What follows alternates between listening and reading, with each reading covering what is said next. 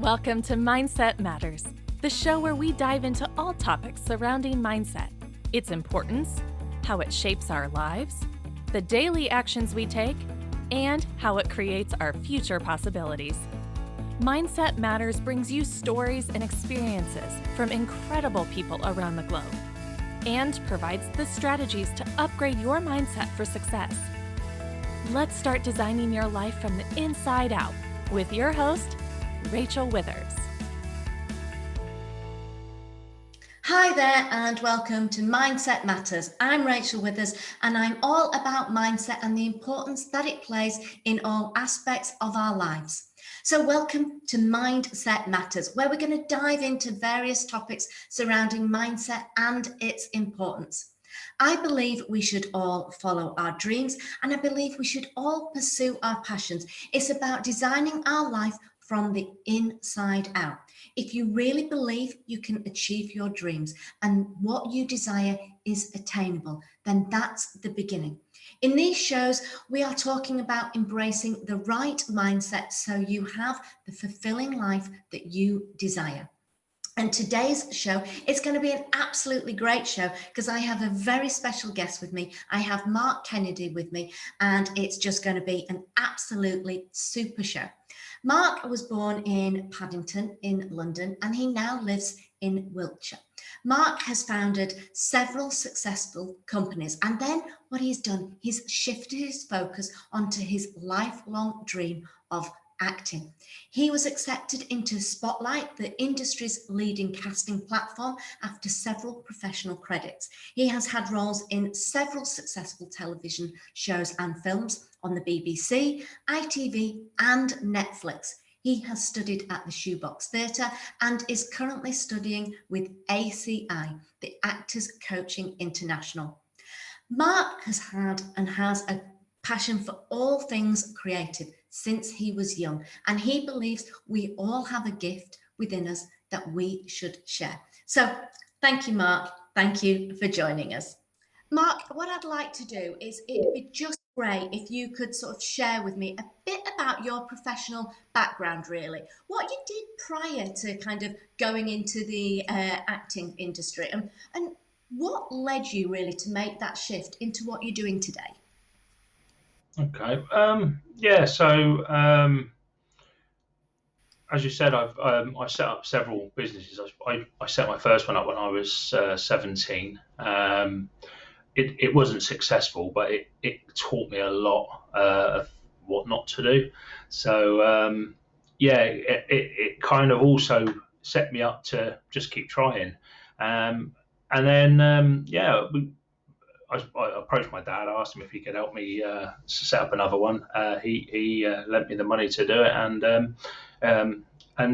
it went from strength to strength. That led me to naturally set up a second company, and then a third, and we've just been going strong. And then the last sort of couple of years ago,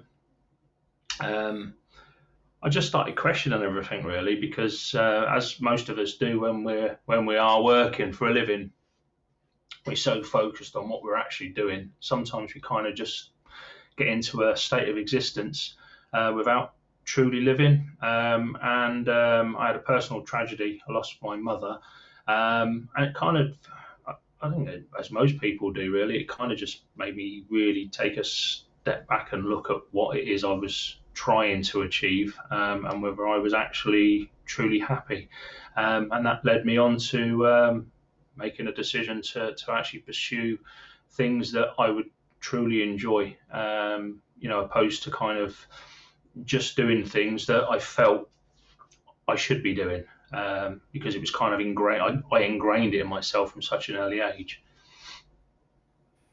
Yeah, absolutely. And so within your businesses, when you've been working in your businesses, did you feel as if something was missing there, Mark? Was it something that as a child were you creative as a child, and did you kind of put that to one side and build these successful businesses? and obviously the sad death of your mother, did that make you realize you were actually missing something and weren't actually following perhaps a dream you had as a child? Yeah, I was a creative child. I think most of us have got it in us actually, and we do tend to kind of put those toys away, don't we, to when we get to a certain age. But yeah, I mean, I actually I used to love drawing. You know, all the time. I'd spend hours and hours a day drawing, and I also I wrote. I wrote a book when I was about 7. And when I say I wrote a book, I literally took an exercise book that from school, and I wrote a story from cover to cover. I always had an interest in say storytelling and writing as well. But yeah, as I kind of got older, I kind of shook that off, and I had that sort of upbringing where creativity was like a hobby. It was fun. You didn't make money doing that, and you needed to kind of be a provider. And I've got a very strong father that has always been a very good provider. Yeah, that was ingrained in me. And he was a business owner himself. Until he retired. So again, it was kind of all I ever witnessed. That's all I ever saw. So yeah, so I kind of put that to one side and just add that drive going forward, to be a businessman opposed to a creative. Yes, and obviously then you felt that something was missing. And what would you say to anyone else that actually makes that decision, that has that realization? Something might really trigger that realization for them. That what would you say to them? What advice could you give to them about if they're thinking about making that career change? What did you find the hardest part really in taking that leap? Um, I think getting out your own way is probably the most important part of it. As a man, especially my generation, um, you kind of you look at what you're doing at times. Well, I do. I look at what I'm doing at times, and I kind of question, my sort of motivations, etc. And sometimes, not so much now, but sometimes I used to say, stop being silly. You need to kind of get back on track. But actually, since I've started saying to myself, stop taking yourself so seriously, and just have fun as much as you possibly can, and I've allowed myself to get out of my way, then yeah, I have had more fun, and to actually appreciate what I've got. That to me is what happiness actually is appreciation. And what I would say to anybody in a sort of similar situation is, I think the first step is to take a step back and really have a look at what you're doing. And I think every single person feels there's something missing generally, in one aspect of their life. And I think that's just human beings. That's just our very nature. So that's fine. That's good to kind of accept that fact. But don't pursue perfection, because it doesn't exist. But you can pursue your own happiness, as best as you possibly can. And yeah, I would say to anybody listening, reevaluate where you are, and if you really are unhappy with things, you need to make some changes, even if they seem impossible. They very, very rarely are impossible. Sometimes it just takes a real sort of leap of faith, and a lot of self-belief that you are capable of making change. Thank you. And I'm going to talk a little bit more about stepping out of your comfort zone. You've said that you need self-belief. We've mentioned that, and you've mentioned about kind of really reevaluating where you are and not pursuing, which I really do completely agree with you. It's not about pursuing perfection, is it? It most certainly isn't. And what kind of steps would you and advice would you give someone in how to kind of step out of that comfort zone, because it can be really quite daunting, changing your career path, doing something that you're not used to. I know one of my tips is really to live in the moment and take baby steps to where you need to go, and don't overwhelm yourself. Look at your long-term goal and break it down. Is there any kind of advice that you could give our listeners today in really how to step out of that comfort zone? Yes, when you said, well, just before you said baby steps, and I thought the same thing, exactly the same thing. You can't just wake up one day and say I'm going to be a different person. It just doesn't work that way. But what you can do is you can start working on yourself. As soon as you realise that you're not happy, you need to take that step back. You need to reevaluate. You need to write lists. Even when I started writing lists, I kind of started treating myself a little bit like a business, I suppose. And what you do is you write a list of all the things in your life that make you happy, all the things that make you unhappy, what things you want to make changes to, and then you work on them slowly but surely. One of the first things I wrote on my new endeavours about getting out of my own way and not taking myself seriously, which it was as simple as when I went for a walk, I made a conscious effort to say good morning or good afternoon or good evening to every single person that I walked past. Whether I got a reaction or not, whether I were greeted back, it didn't matter to me. And that was a start for me. That was kind of, in my mind, that was a start of getting out of my own sort of comfort zone. Because if you're naturally, if you're raised in an area where that comes naturally to you, that probably sounds even alien. But again, my upbringing and the way I was brought up, it isn't a natural thing to walk around the park and say hi, morning, afternoon, evening. And the amount of times I got people kind of looking like, is he talking to me? And and what I found is actually, because again, I live in a community and I walk around the same places, and a few years on now, I know loads of people. I've met loads of people, and now I don't just say good morning. I stop and talk to.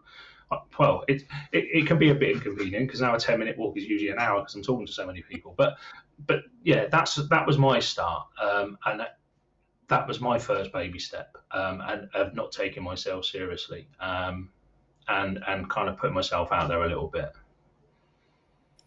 I love that, and I think what a great way to get your walk longer, an hour, just chat, talk to people. It's fantastic, isn't it? And I will say as well, a lot of my clients, they really struggle with their own kind of how to silence their inner critic. And I get very much that, oh, I'm not capable of this, I'm not good enough, I can't do this. Is there any kind of strategies, tips that you could suggest to the listeners to really help them silence that inner critic that they might have, to really help them have that self-belief, to enable them to really to pursue their dreams as you are and really pursue their passion? Yeah, as far as your inner critic goes, I personally don't know anybody that has no inner critic. We all have it, and I don't think it ever goes away. Actually, you just get much better at ignoring it. So yeah, my advice to anybody is, look, accept the fact you have an inner critic, and accept the fact that you're not the only one. So when you start feeling self-conscious about pretty much anything, you need to realize that just about everybody in the room that you're in, or in the area that you're at, has the exact same thing. That's one thing we're not unique at. And as soon as you realize that, it actually helps. And secondly is to recognize the words that your inner critic use when you're talking to yourself. When you have these thoughts pass through your mind, anything with any negative connotation is going to come from your inner critic, because actually that's what it does. It kind of belittles you. It's not your friend. And as soon as you realise that, words like you can't do that, oh, I can't do that. Well, that's your inner critic. So you need to actually just say, shut up. I can. I'm going to try. Even that word, I'm going to try, is actually an inner critic, but because you just do. That's what you should be saying to yourself. I'm going to do this. This is what I'm going to do. So, like I say, we've got it, and I just use should and again inner critic words. That these positive words you need to kind of reinforce yourself totally and utterly all the time. I'm going to do this. And just keep at it. Just keep at it. For sure. And also, we are going to come across difficulties, obstacles. That is going to happen when we're pursuing anything. It isn't. There's always little bumps on that road for absolutely, for sure. And I don't know about you, but this is something that I really like to. You got that kind of bump in the road, I tend to say to myself, how am I going to solve this? How am I going to get through this? And the minute I change it to, rather than the if I'm going to get through this, it instantly changes my mindset to really make me think about how I'm going to achieve what I need to achieve, rather than that word, if I get through this. That's something that I found. We're always going to have bumps in the road, absolutely, for sure, but that's something that I also use, and I'm a firm believer in putting I can do this, I am capable, I am good enough, all those positive affirmations that really are going to help shut out that inner critic that, yes, we all have it, we most certainly do. And do you do any visualization, manifestation? Is that something that you work on as well, Mark? And yeah. I'm lucky to know a couple of people that have helped me along with a form of sort of meditation. There's another thing that I was taught as well, which is called switching. Real simple technique. It's really good for anxiety. And that is, what you do is, if you're in a situation, or you're about to be in a situation that's making you anxious, you close your eyes, you picture yourself in a cinema, and you're looking at a screen, and then you actually picture the image that's causing you anxiety. And it's usually a picture of failure of some description, and you make it as big and as colourful as you possibly can. And then what you do is you in the corner of that, you create a smaller image, one of success, one that makes you actually potentially feel good. And then you focus on that image, and you put yourself in a position where you are elated. You're really happy. It's gone exactly how you want it to go, and whether it be applause or whether it's congratulations, or whether it's a pass. And then what you do is you take the negative image, and then you switch it with a positive image, and you just keep doing it. You just keep on doing that. And what you realize is, a good example of this is fear of flying. Well, when most people are, when they get fear of flying, what they're actually doing is they're picturing crashing. They're picturing the plane going down and smoke and screaming and all that, instead of actually picturing just sitting on this plane, serenely enjoying the view, or looking down the aisle, or watching TV, or eating whatever it is they've just given you. Because actually, once you're up, and it's just a relaxing time. You have several hours of actually just quality time to yourself. So it's the same thing. You kind of say to yourself, right, stop picturing the thing that's not going to happen, and start picturing the thing that's actually going to happen. So it's exactly the same thing, and it's just called switching. It's a real simple technique, and there's lots of stuff on the internet about that, actually. I really like that, and thank you so much for sharing that. And I know that a lot of our listeners will really appreciate that, and that's a great technique to do, is switching. And me on a plane, it was a gin and tonic. Gin and tonic and watching a film, and then I'm happy. So that's what I'm visualising when I'm on a plane. No, but I'm going to bring it back a little bit to your acting now. When was it that you kind of really realised and felt confident with the change of career path that you're doing, and that things were really beginning to click for you when it came to the change and your acting career?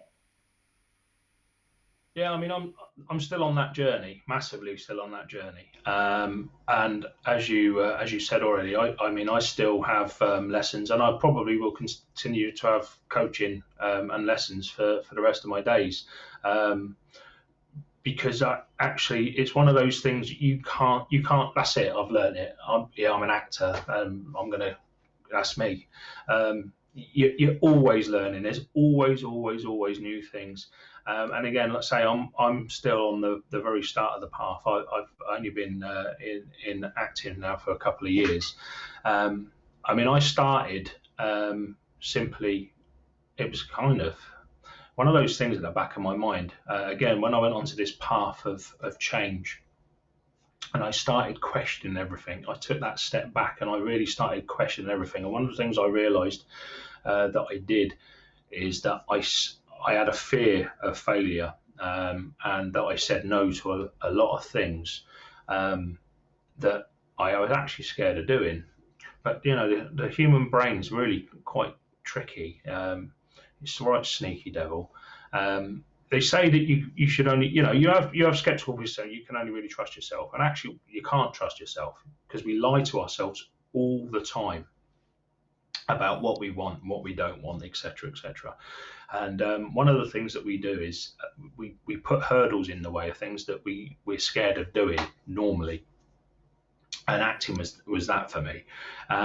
So I was actually doing some archery, and I was asked if I wanted to be in Guy Ritchie's King Arthur because they were looking for archers. And I said, no, that's not for me. That's all for me. That's not for me at all. So afterwards, I went away and thought, and because I'd started on this process of questioning everything I did.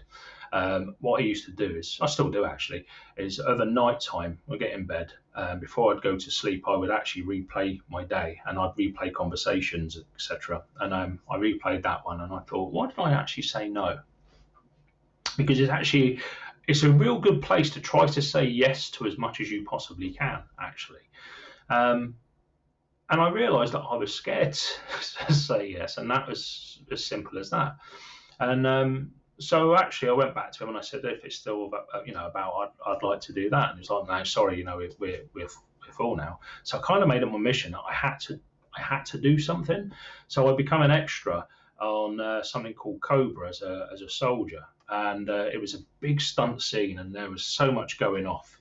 It was a big riot scene, and I played this riot soldier, and I had so much fun. I absolutely loved it. But I was anxious before I went. It wasn't a case of just turning up and I was all, this is okay. I was so anxious of the unknown.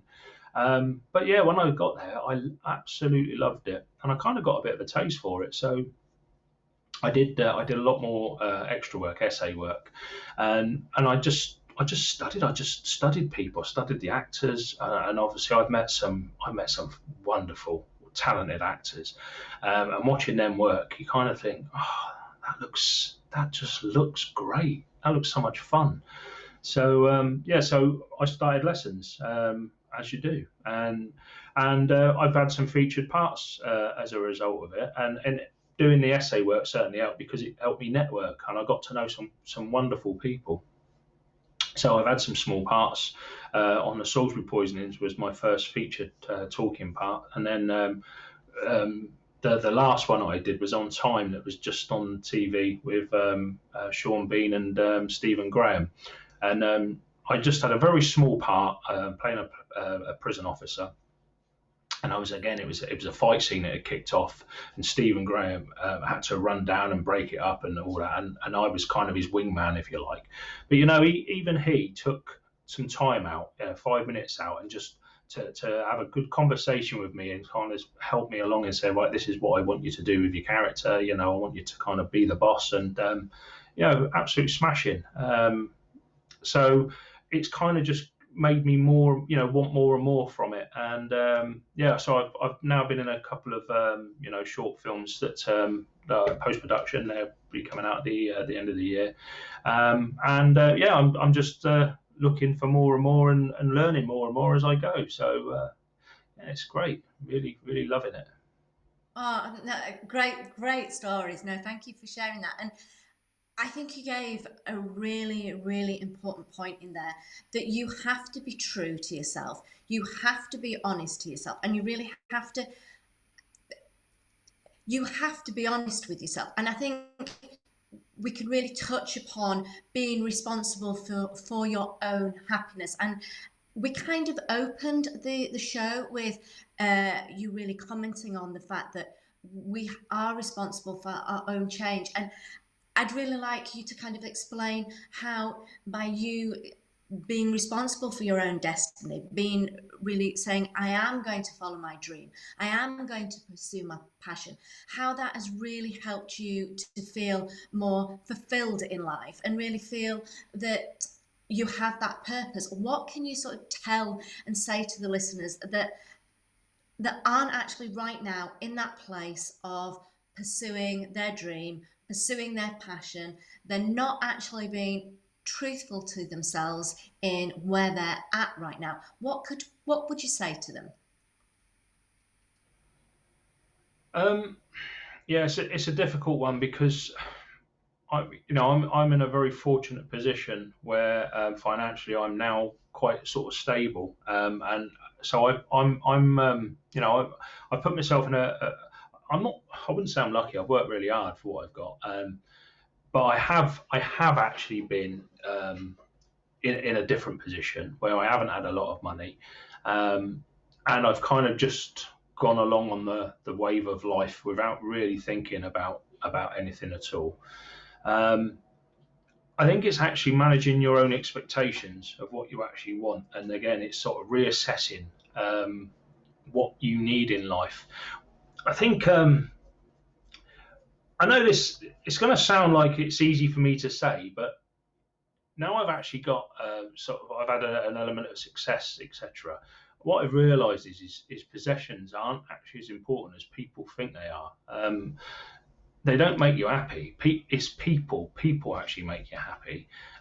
So you kind of got a responsibility to yourself to try to have as a positive interaction with other people as you possibly can, because that in turn actually makes you happy. And as far as responsibility goes, and taking responsibility for yourself, you are responsible for your own happiness, and you should never expect other people to make you happy. And again, I don't mean to go back to the aeroplane, but you're taught that if the oxygen mask comes down, you should put your own mask on before you put someone else's on. Happiness is exactly like that. You cannot make other people happy unless you're happy yourself. But it's not your job. You're not been put on this planet to make other people happy. Obviously, you've got children, you've got responsibilities, etc. What I'm talking about is just pure happiness here. That you need to take that kind of responsibility first and foremost. Take a step back, look at what you actually do need, and not the sort of consumerism wants that we've kind of drummed into our head that really don't make us happy, and they don't cry when we die. And then just reevaluate yourself and say, right, what am I pursuing? Am I actually pursuing happiness, or am I pursuing possessions? Am I actually trying to create a position where, because things don't generally make you happy. What they do is they create either sort of jealousy or envy, or like a big flash car. Why do people buy big flash cars? Because they want people to see that they're successful. They want them to be envious of them or jealous of them. But actually, do you need it? Not really. You need a car sometimes to get from A to B. So it's reevaluating yourself. And you're in a position where you can just kind of settle for exactly what you need, but pursue what you actually want to do. Then you just that in itself will put you on a path to being a lot happier, in my opinion. Absolutely, I can completely agree. And I think It's actually defining what happiness, what success actually means to you, to yourself. Because I think a lot of the time we perceive success, and success is different for each and every one of us. And it's being true to what success means to you, what happiness means to you, what fulfillment means to you. And I think when you are honest with who you are, what you want out of life, that is when you can really realize your dreams and really pursue your passions. And what you have shared today, Mark, with us, I think has been absolutely fantastic. Real golden nuggets of insight, really that will help the listeners so much. And that understanding that it is about being responsible for your own happiness.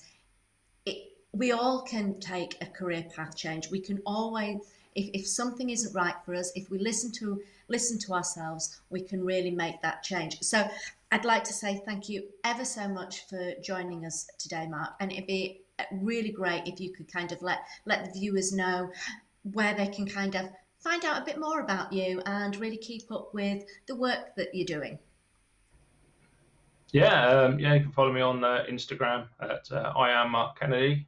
And I've got a website, iammarkkennedy.com. So feel free to follow. And thanks for having me. I really appreciate it. No, it's been fantastic, and I'm looking forward to seeing you in more, films, TV productions, everything. Can't wait to see you out there. I'll most certainly be following your journey, Mark. Thank you ever so much. Thank you for chatting with me today. Thank you. It's been fantastic. Thank you. And I'd just like to close with a reminder. Remember, you really are capable of anything. All that's stopping you is your mindset. I'm going to be back next month for another mindset topic in depth, and I would so love for you to join me. Check out my website, Rachel Withers HQ, and my Facebook group, The Success Connection, where you'll find all about my live events and also all about my personalized programs. So do check in. I'd love to hear from you, and I'll see you next time for another live stream and another Mindset Matters. Take care, and thank you for tuning in. Thanks for tuning in to Mindset Matters. Be sure to visit rachelwithershq.co.uk to join the conversation, access the show notes, and discover our fantastic bonus content. Join us next time for more tips and techniques to achieve the rewards that you deserve. Bye for now.